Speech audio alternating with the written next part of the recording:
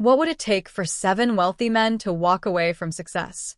What voice could be powerful enough to silence ambition, to conquer pride, to redirect destiny? In a city of commerce and conflict, heaven whispered a name, servants, and 7 men answered. In the early 1200s, the Italian city of Florence was one of Europe's most prosperous centers of trade. Markets overflowed with fabric, spices, metals, and currency. Wealth was no longer measured only by land and titles, but by coin, contracts, and commerce.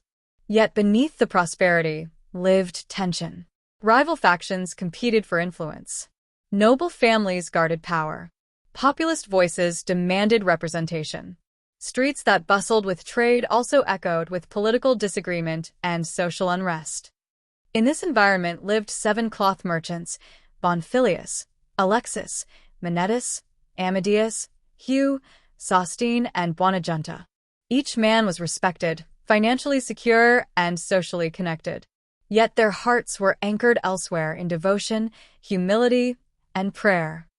These men were members of a lay confraternity dedicated to honoring the Blessed Mother. Their meetings were not business negotiations but spiritual gatherings. They fasted together, prayed together, served the needy together. Their friendship was not transactional, it was transformational. Where others sought advantage, they sought virtue. Where others sought applause, they sought silence before God. And slowly, their bond deepened into something sacred, a unity that heaven itself would soon seal. Around the year 1233, each of the 7 men experienced a profound spiritual encounter.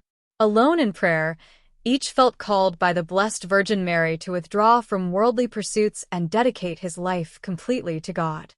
Imagine the courage required to leave success behind, to exchange comfort for uncertainty, to choose poverty in a culture obsessed with wealth. Yet when these men spoke with one another, they discovered a miracle. Each had received the same heavenly invitation. On September 8th, the feast of the birth of Mary, they surrendered their businesses, distributed possessions, and stepped into a new life. They moved into a small crumbling house beyond the city walls. There, they embraced begging, fasting, prayer, and manual labor. Citizens soon sought their counsel. Their wisdom attracted crowds. But admiration was not their aim.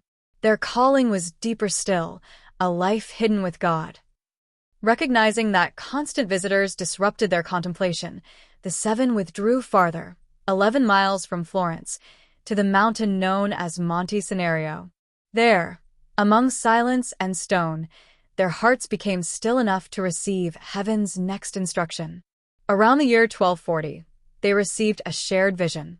Surrounded by angels, the Blessed Mother entrusted them with a mission: to be her servants, to spread devotion to her 7 sorrows, and to live under a rule of humility and obedience. She clothed them spiritually in a dark habit, a reminder of her suffering beside the cross, and gave them a rule of life rooted in prayer and community. This was not merely inspiration. It was foundation, an order born not from strategy, but from surrender. With tentative papal approval, the community expanded. Vocations multiplied. Houses of prayer arose throughout Europe. Over time, missionaries carried their devotion to distant lands, Asia, Africa, the Americas, and beyond.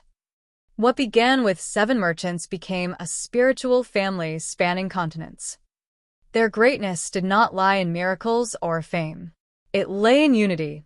They answered the same call, supported one another's obedience, and allowed shared purpose to strengthen individual resolve.